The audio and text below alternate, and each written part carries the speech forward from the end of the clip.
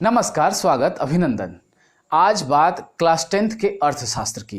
अर्थशास्त्र का तीसरा अध्याय चल रहा है और तीसरे अध्याय में 5 वीडियो अपलोड हो चुके हैं। आज यह छठा वीडियो है और इस छठे वीडियो में हम जिस बिंदु पर चर्चा करेंगे वो है साख। तो जानते हैं इसके बारे में पूरी बात। साख सबसे पहले देखेंगे साख क्या है, उसके बाद साख के विभिन्न पक्षों को समझेंगे, फिर साख का आधार देखेंगे। तो सबसे पहले बात साख की। साख का इंग्लिश होता है क्रेडिट। क्रेडिट मतलब होता है विश्वास या भरोसा, लेकिन अर्थशास्त्र की भाषा में साख को कुछ अलग तरीके से व्याख्यायित किया जाता है। नॉर्मल सा जो बात हुआ कि साख मतलब विश्वास या भरोसा, लेकिन अगर इकोनॉमिक्स के तरीके से देखा जाए कि साख का मतलब क्या है, क्रेडिट का मतलब क्या है, तो ऋण लौटाने की क्षमता या कर्ज लौटाने की जो क्षमता है वो साख है। अर्थात आप कह सकते हैं कि ऋण लौटाने या भुगतान करने की क्षमता में विश्वास जो है वही साख है, वही क्रेडिट है। सपोज कीजिए कि आपने सुना होगा ऐसे भी अमूमन कि फलाना व्यक्ति का मार्केट में बहुत बढ़िया साख है। साख का मतलब उस पे लोगों को भरोसा है। क्यों भरोसा है? क्योंकि ऋण लौटाने की, कर्ज लौटाने की, पैसे लौटाने की वो क्षमता रखता है। तब उसको उधार मिल जाता है आराम से, उसको ऋण मिल जाता है आराम से, क्योंकि उसने ऐसा छवि पेश किया है कि लोग उस पर भरोसा कर पा रहे हैं। अब आप ही अगर पहली बार किसी से उधार मांगने जाइए तो वो थोड़ा सा हिचकिचाता है कि उधार दें, क्यों दें, कितना दें, कितने समय के लिए दें, लौटाएगा कि नहीं लौटाएगा, लौटाएगा तो कैसे लौटा सकता है ये। तो विभिन्न पक्ष आप वो सोचेगा, तब आपको ऋण देगा। खैर, सारे पक्षों को सोचकर अगर वो ऋण दे दिया और उसके बाद आप उसी तय समय पर अगर उसको लौटा दिए पैसा, तो क्या होता है, उसके पास आपका एक अलग साख बनते जाता है, अलग विश्वास उसका आप पर होते जाता है और आपको ऋण मिलना, उधार मिलना बहुत आसान हो जाता है। तो साख का मतलब लगभग आप समझ चुके होंगे। अब एक अर्थशास्त्री हैं जिनका नाम है जीड। ये जीड महोदय एक परिभाषा दिए हैं साख के बारे में। शायद ये 1 नंबर का सवाल बन के कभी आए, इसलिए ध्यान इस पर दीजिएगा। जीड महोदय कहते हैं कि साख एक ऐसा विनिमय कार्य है। साख एक ऐसा विनिमय कार्य है, विनिमय का मतलब लेन देन, तो विनिमय कार्य है जो एक निश्चित अवधि, टाइम फिक्स होता है, निश्चित अवधि के बाद भुगतान करने के बाद पूरा हो जाता है। मतलब साख आपका तभी बनता है जब आप उस निश्चित अवधि के अंदर या निश्चित अवधि पर उस पैसे को लौटा दें। तो क्या होगा, जो तैयार होगा चीज वो आपका साख बनेगा, आपका भरोसा बनेगा। तो साख मतलब भरोसा, विश्वास, या यूं कहें कि ऋण लौटाने की क्षमता या ऋण लौटाने की ताकत।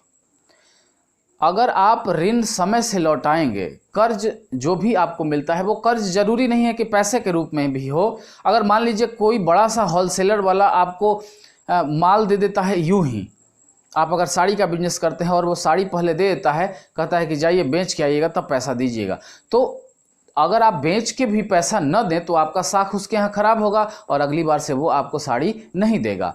तो साख बनानी पड़ती है, यूं ही साख नहीं बन जाती। अब साख जब बात आ रही है तो साख के 2 ही पक्ष होते हैं, यानी क्रेडिट का 2 ही पक्ष होता है, 2 ही पहलू पर यह साख टिका हुआ है। अब इसमें एक पक्ष जो है वो कहलाता है ऋणदाता। ऋणदाता मतलब क्रेडिटर, और दूसरा जो पक्ष है वो है ऋणी यानी डिबिटर। 2 ही पक्षों के बीच ना साख की बात हो रही है।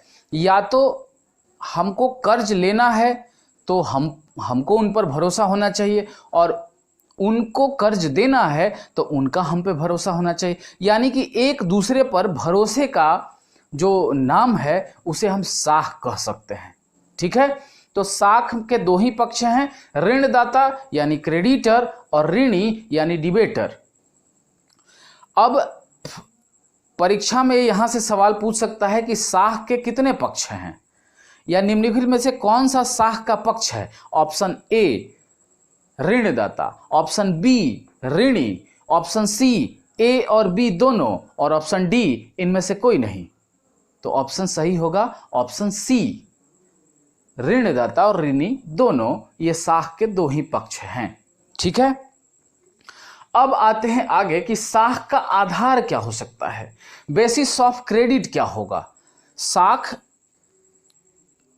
साख बनाने के लिए या साख विश्वास बनाने के लिए, विश्वास बढ़ाने के लिए किन किन चीज़ों की ज़रूरत होती है। अब आपका साख किसी के यहाँ होगा, साख मतलब विश्वास, विश्वास अगर किसी का आप पर होगा तभी आपको चीज़ वो देगा। अब विश्वास किस किस आधार पर, तो बहुत सारे उसके पैमाने हैं जिस आधार पर वो आपको तौलता है, और दिमाग अपना दौड़ाता है कि इसी आधार, इसी पैमाने पर अगर ये बंदा खड़ा उतरता है तो मैं इसे पैसे दूंगा, ऋण दूंगा, उधार सामान दूंगा। अब कौन कौन सा आधार है, यही तो साख का आधार क्या बनता है भाई। तो साख के आधार 5 हैं जो आपकी पुस्तक में दिए हुए हैं। 5 में से पहला, सबसे पहला जो चीज है साख के लिए जरूरी, वो है आपका विश्वास, भरोसा या कॉन्फिडेंस। अब साख का एक मतलब मैंने ऋणी भी बताया, ऋणी। अब कोई व्यक्ति जो ऋणदाता है, जो ऋण देने वाला है किसी को, तो ऋण जो देने वाला है वो ऋणदाता कहलाया। मैं अगर आपको पैसे दे रहा हूं तो मैं ऋणदाता हूं, मैं ऋण देने वाला हूं। और कोई अगर आप पैसे ले रहे हैं हमसे, उधार ले रहे हैं, तो आप ऋणी हुए मेरे, ऋणी मतलब कर्जदार। तो जब ऋणदाता को ऋणी पर विश्वास होगा, भरोसा होगा, कॉन्फिडेंस होगा, तभी वो कर्ज देगा, तभी वो उधार देगा, तभी वो पैसे देगा। तो साख के आधार में सबसे पहला चीज है वो है विश्वास, कॉन्फिडेंस। अब विश्वास किसके किसके बीच, तो विश्वास ऋणदाता और ऋणी के बीच विश्वास की बहाली होनी चाहिए, विश्वास होना चाहिए। अभी विश्वास किस किस चीजों पर होगा भाई, किस किस विश्वास हो तो गया, लेकिन किस आधार पर विश्वास। अब देखिए दूसरा जो पक्ष है वो है चरित्र। अब देखा ये जाता है, ऋणदाता ये देखता है कि ऋणी का चरित्र कैसा है, कर्ज देने वाला ये देखता है कि कर्ज लेने वाले का चरित्र कैसा है, कैरेक्टर कैसा है। अब अगर आप आपराधिक चरित्र के हैं, बुरे चरित्र के हैं, या आपका जो चरित्र है, चरित्र मतलब आपका कैरेक्टर वो भी बनता ही है धीरे धीरे करके। तो अगर आपका कैरेक्टर में हुआ कि भाई फलाने का आप पैसा लेके डुबा दिए, नहीं दिए, तो आपका कैरेक्टर खराब हुआ, आपका चरित्र खराब है। तो जो ऋणदाता है, जो पैसा दे रहा है, वो पहले पता करता है कि जिसको हम पैसा दे रहे हैं, जो ऋणी होगा मेरा, उसका चरित्र कैसा है। चरित्र बहुत ही महत्वपूर्ण पहलू है साख के आधार में। आप अपराधी नहीं हैं, चोर उचक्के नहीं हैं, आप पैसा किसी का नहीं डुबाए हैं, आप पर बहुत ज़्यादा कर्ज का बोझ नहीं है, तो इन सारी बातों को देखने के बाद कोई ऋणदाता किसी ऋणी को पैसा देता है, यानी चरित्र बहुत ही महत्वपूर्ण घटक है। अब तीसरी जो साख के आधार में तीसरा जो आयाम है वो है चुकाने की क्षमता, यानी कैपेसिटी टू रीपे, चुकाने की क्षमता। अब ऋणदाता ये देखता है कि ऋणी जो कर्ज ले रहा है वो चुकाने की क्षमता रखता है कि नहीं।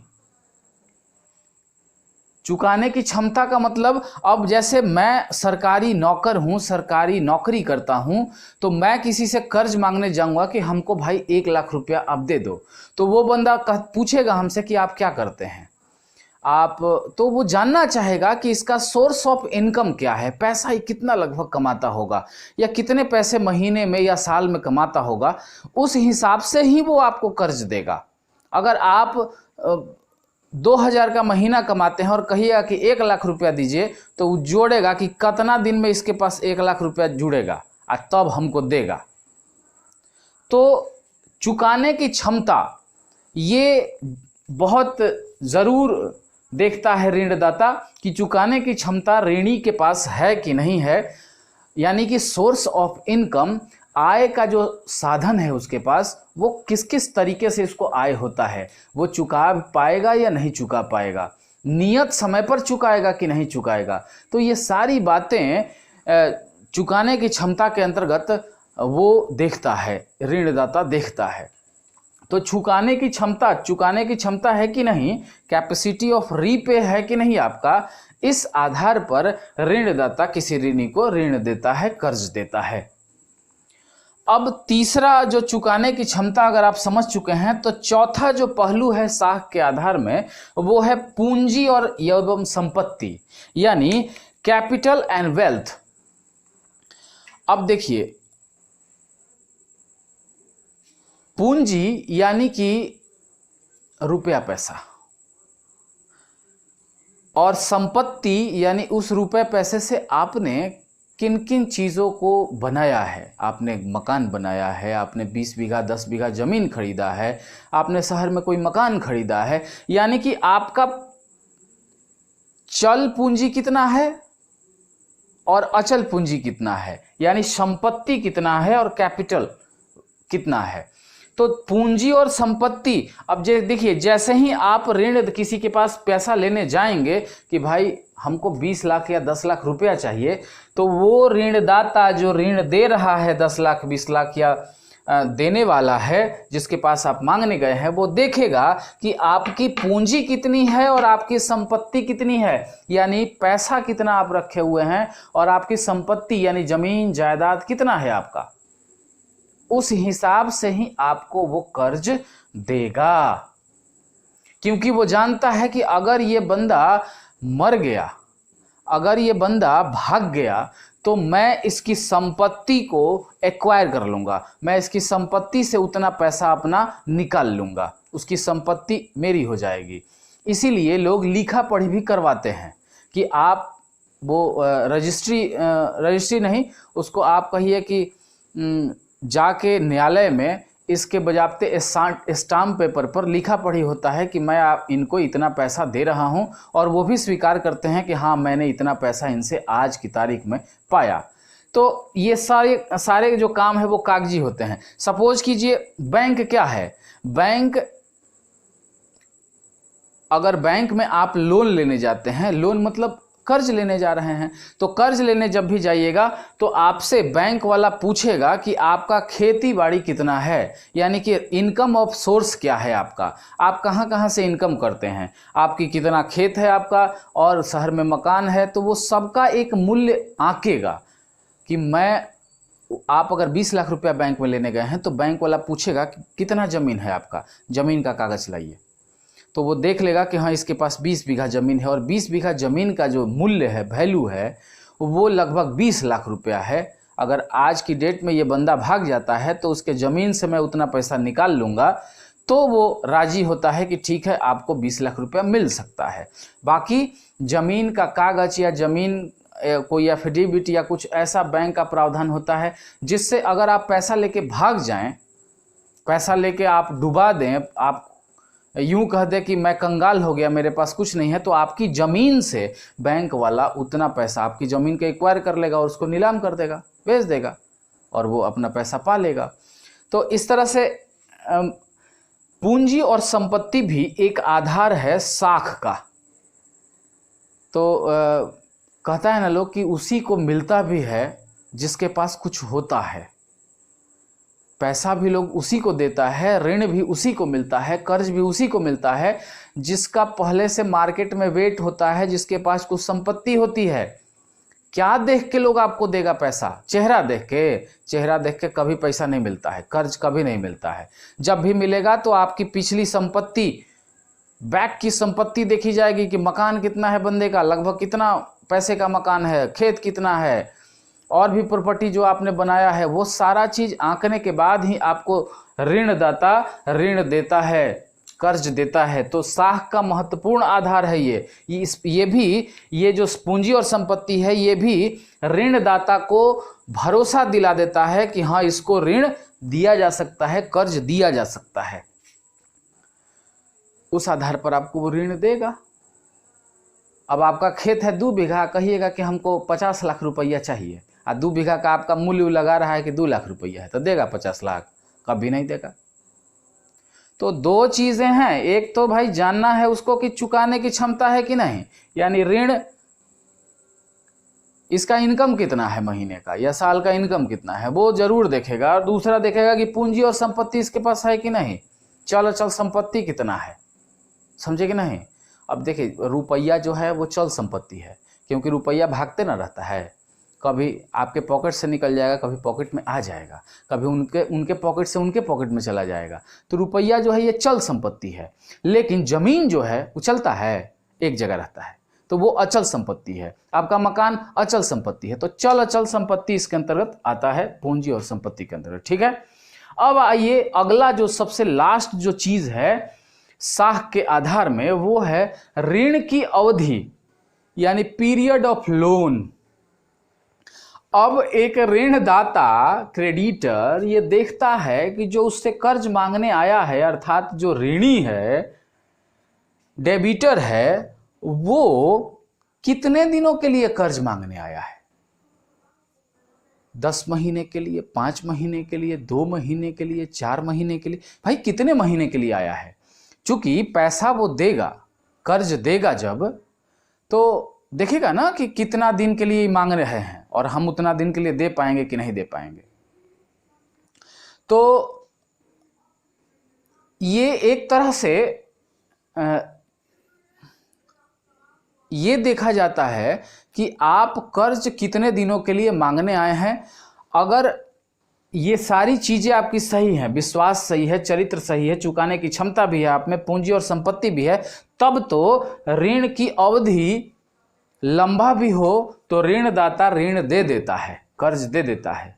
लेकिन अगर इसमें से कंडीशंस बहुत चीजों का खराब है, चरित्र आपका खराब है, या भरोसा आप पर मार्केट का उठा हुआ है, लोगों का उठा हुआ है, चुकाने की क्षमता ही नहीं है, ये सब चीजें नहीं हैं, तो फिर ऋण की अवधि अगर ज़्यादा आप कर देंगे, आप कहेंगे कि 10 साल के लिए लाइए पैसा, 5 साल के लिए लाइए, तो कोई देने वाला नहीं है। अगर ये सारा कंडीशन ठीक रहा तो भी ऋणदाता देखता है कि कितने दिनों के लिए मैं इनको रुपया दूं, या उतार चढ़ाव करता है, नहीं मैं 5 महीने के लिए दूंगा, नहीं मैं 10 महीने के लिए दूंगा, इससे ज़्यादा का वक्त नहीं लगाइएगा, चूँकि हमको भी पैसा का लेन देन करना पड़ता है। तो बहुत सारी चीज़ें हैं। तो एक जो सबसे बड़ा फैक्टर ये भी है कि साख के आधार में कि ऋण की अवधि कितनी है, अवधि के अनुसार ही ऋण भी दिया जाएगा। अब जैसे लोन लेने आप बैंक में जाते हैं तो बैंक वाला आपसे पूछता है कि आप कितने दिनों में लौटाएंगे, या होता है कि भाई 5 साल के लिए मैं लोन लूंगा, 5 साल बाद लौटाऊंगा। अगर 5 साल बाद नहीं लौटाते हैं तो उसका तो अलग ड्रामे है बैंक वाला का, कि वो तो देगा आपको सूद पर देगा, यानी 8% ब्याज पर देगा, 9% ब्याज पर देगा, और उसके बाद चक्रवृद्धि ब्याज लगना स्टार्ट हो जाएगा। मान लीजिए 100 रुपया लिए हैं तो 1 महीना में 10 रुपया अगर बढ़ता है तो 10 रुपया बढ़ा तो 110 हो गया, फिर अगला महीना 110 पे 10% पे दिया है तो उसका 10% हो जाएगा। तो इस तरह चक्रवृद्धि ब्याज लगते जाता है, तो पैसा बहुत ज़्यादा हो जाता है। लौटाने जब जाएंगे तो आपको एक बड़ा सा अमाउंट देना पड़ता है। इसलिए आदमी कोशिश करता है कि बैंक से कम ही अवधि का हम लोन ले, और कोशिश करता है लोग कि हम उसको चुका दें, नहीं तो बहुत ज़्यादा कर्ज बढ़ जाता है। आजकल समाज में सूद खोर जिसको हम लोग कहते हैं, सूद का लेन देन करने वाला, पैसे का लेन देन करने वाला, उसको सूद खोर करते हैं। वो 3%, 4%, 5% के ब्याज दर पे वो पैसा देता है, लेता है। तो ये सब चीज़ें चल रही हैं। लेकिन भाई पैसा तभी बैंक आपको देगा या कोई व्यक्ति आपको देगा जब आपका साख के आधार में ये सब चीज़ें सही रहेंगी। ये सारे जो बिंदु हैं, 5 बिंदु, ये पांचों बिंदु ठीक ठाक हैं आपके, तो ही कोई आप पर भरोसा करेगा, यानी साख तो भी आपका सही रहेगा, तो ही वो आपको कर्ज देगा। ठीक है, तो आज बस इतना ही। साख को आपने समझ लिया, साख के दोनों पक्ष को समझ लिया, साख का आधार को समझ लिया। अब जितना आपको समझ में आया होगा, चूंकि क्वेश्चन देखिए, क्वेश्चन यहां से पूछेगा जरूर, साख के आधार को बताएं, ये बहुत इंपॉर्टेंट क्वेश्चन है। साख के आधार बताने के लिए आएगा तो ये 5 नंबर में आएगा, या लघु उत्तरीय भी दे सकता है, लेकिन व्याख्या नहीं करनी होगी, बस थोड़ा थोड़ा आपको लिख देना होगा। चारों पांचों पॉइंट दीजिए, पॉइंट देकर एक दो दो लाइन बस लिखिएगा, आपका कंप्लीट हो जाएगा। या न भी लिखिएगा, खाली पॉइंट डाल के छोड़ दीजिएगा लघु उत्तरीय प्रश्न में, तो काम चल जाता है। अब यहाँ से आपको सिर्फ 2 नंबर का सवाल ही, मतलब लघु उत्तरीय प्रश्न आएगा कि साख को बताएं या साख क्या होता है, और ये 1 नंबर का सवाल आएगा साख के बारे में जीड महोदय का जो कथन था। ये 1 नंबर का सवाल आएगा साख के जो 2 आयाम थे, 2 आधार थे, या 2 पक्ष थे, आधार नहीं पक्ष, 2 पक्ष जो थे वो। तो इस तरह से आज के क्लास में बस इतना ही। अगले क्लास में हम लोग देखेंगे कि साख कितने प्रकार का होता है, कौन कौन सा साख होता है, तो उसमें देखेंगे हम लोग बैंक ड्राफ्ट को और चेक को, बहुत सारी चीज़ें हैं उसको देखेंगे। ठीक है, तो आज के लिए बस इतना ही। हमारे चैनल को लाइक करें, शेयर करें, सब्सक्राइब करें। बहुत बहुत धन्यवाद।